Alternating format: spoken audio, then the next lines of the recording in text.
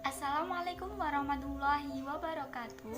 Saya Ulfatul Khaidah, mahasiswi Sejarah Peradaban Islam UIN Sayyid Ali Rahmatullah Tulungagung 2020.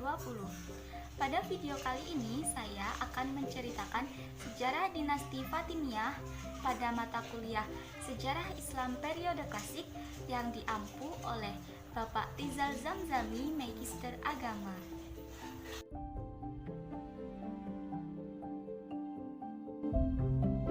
Dinasti Fatimiyah. Sejarah lahirnya dinasti Fatimiyah.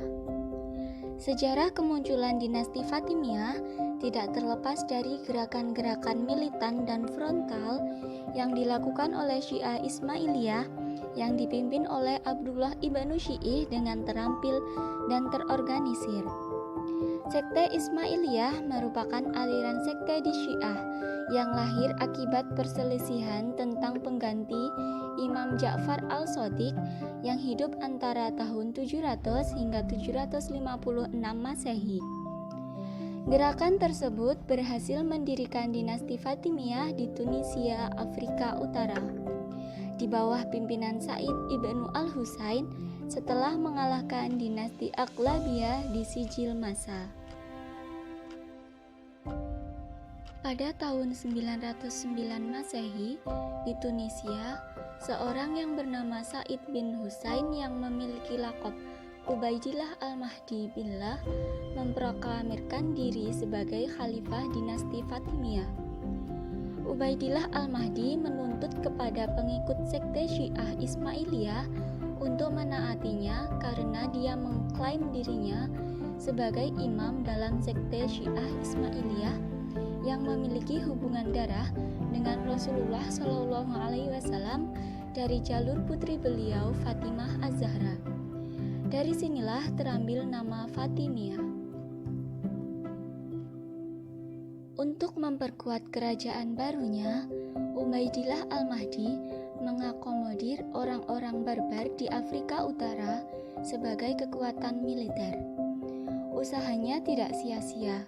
Orang-orang barbar dengan berbagai sukunya berhasil diajak bergabung dan membantunya menaklukkan dinasti Aqlabiyah.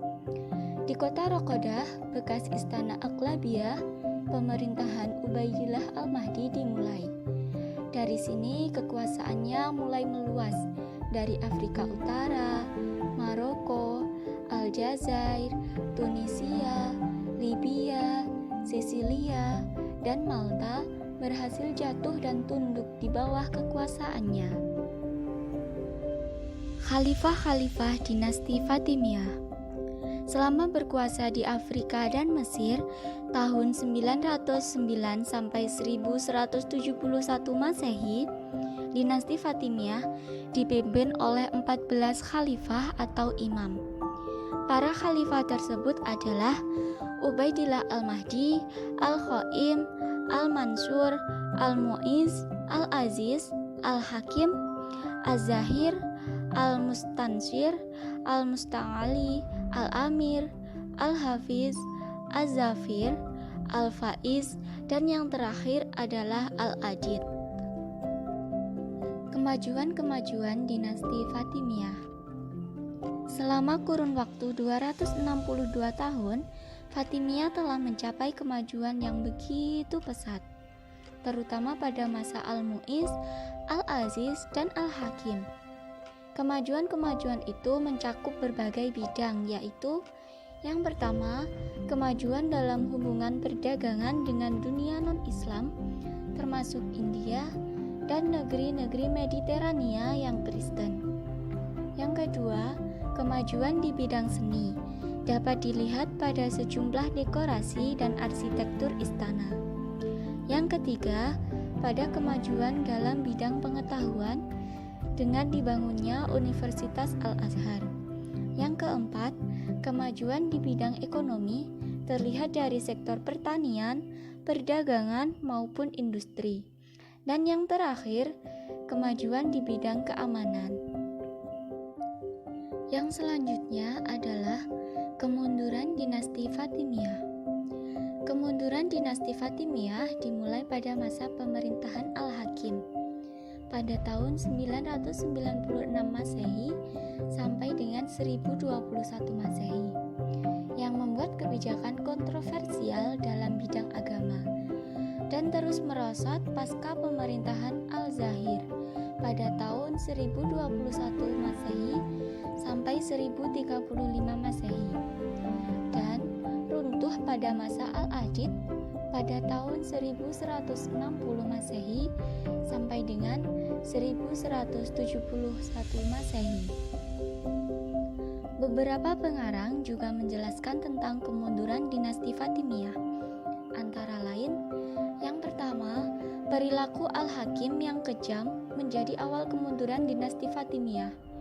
Al-Hakim membunuh beberapa wazir, menghancurkan beberapa gereja, menghancurkan kuburan suci umat Kristen pada tahun 1009 Masehi, dan menetapkan aturan ketat terhadap non-Islam dengan menjadikan Islam eksklusif dari agama lain seperti pakaian dan identitas agama. Kemunduran yang selanjutnya disebabkan oleh konflik internal. Kedudukan wazir menjadi ajang perebutan serta ladang konflik. Lalu adanya resistensi dari orang-orang Sunni dan Nasrani di Mesir. Selanjutnya terjadinya perebutan kekuasaan di antara bangsa Berber dan bangsa Turki, terutama dalam bidang militer. Lalu adanya pemaksaan ideologi Syiah kepada rakyat yang mayoritas Sunni.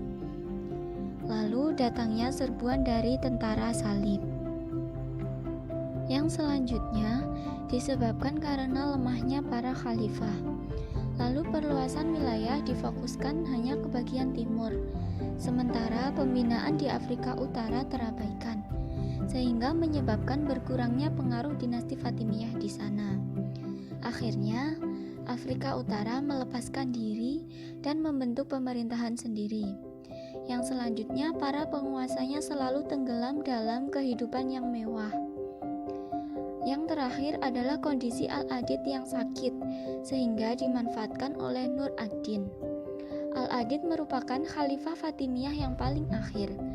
Beliau wafat pada tanggal 10 Muharram 576 Hijriah atau 1171 Masehi.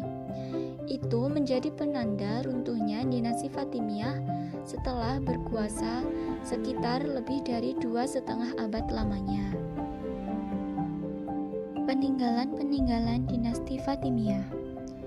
Peninggalan dinasti Fatimiyah sangatlah bersejarah. Bahkan keberadaannya hingga kini masih bisa kita rasakan dan bahkan mengalami perkembangan pesat. Peninggalan-peninggalan itu adalah yang pertama, Universitas Al-Azhar yang semula adalah masjid sebagai pusat kajian. Masjid ini didirikan oleh As-Sakhili pada tanggal 17 Ramadan tahun 970 Masehi. Nama Al-Azhar sendiri diambil dari Al-Zahra, julukan Fatimah, putri Nabi Shallallahu Alaihi Wasallam dan istri Ali bin Abi Thalib. Yang kedua, Dar al-Hikmah atau Hall of Science yang terinspirasi dari lembaga yang sama yang didirikan oleh Al-Ma'mun di Baghdad. Jadi, kesimpulannya adalah dinasti Fatimiyah adalah dinasti yang dibangun atas dasar protes politik terhadap kekuasaan pada saat itu dengan legitimasi agama yaitu tuntutan imamah. Dinasti Fatimiyah adalah satu-satunya dinasti Syiah dalam Islam yang eksis selama kurang lebih 2,5 abad dan bisa berjaya melampaui capaian wilayah kekuasaan kerajaan-kerajaan Islam terdahulu dan telah memberi banyak sumbangan peradaban terhadap dunia Islam. Dinasti Fatimiyah juga terkenal dengan toleransi beragamanya. Para penguasa Fatimiyah tidak mencoba melakukan tekanan agar penganut Sunni menyeberang ke Syiah Ismailiyah. Mereka juga sangat menghargai kemerdekaan agama Kristen maupun Yahudi. Satu-satunya pengecualian adalah pada masa Khalifah Al-Hakim.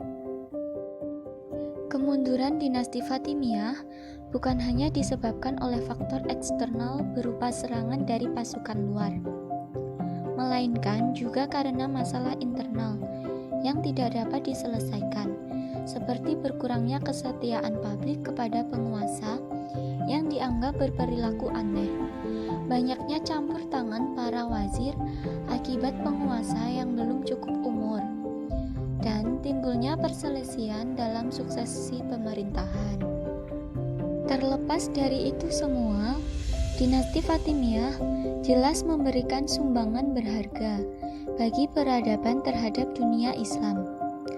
Sumbangan terbesar dinasti Fatimiyah yang cukup signifikan adalah menyatukan dunia barat dan timur karena letak Mesir, Iskandaria yang sangat strategis untuk mencapai hal tersebut.